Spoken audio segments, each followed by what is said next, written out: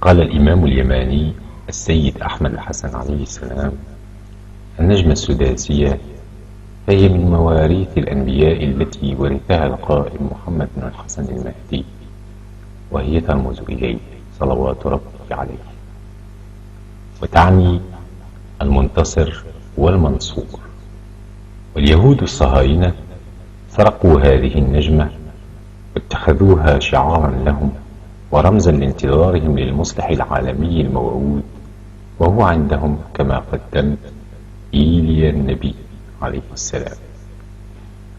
والذي يهين هذه النجمة ويلعنها يكون كمن يلعن كلمة الله أكبر التي وضعها صدام لعنه الله في علم العراق، ويكون ممن يلعن مواريث الأنبياء عليهم السلام.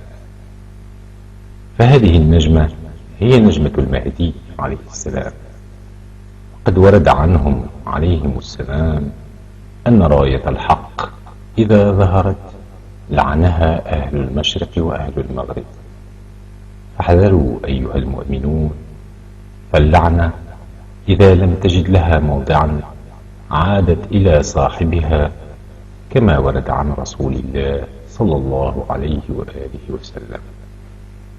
وداود عليه السلام داودنا، وسليمان عليه السلام سليماننا، والهيكل هيكلنا نحن المسلمون، لا هيكل اليهود الصهاينة قتلة الأنبياء.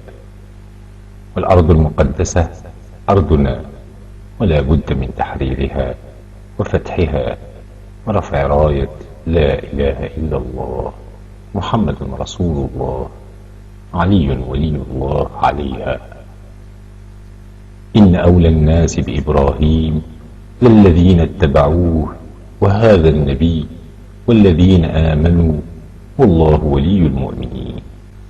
إن النجمة السداسية هي نجمة نبي الله داود عليه السلام، وهي رمز إلهي، ثم انتقلت لنبي الله سليمان عليه السلام، وهي ليست من مختلقات اليهود.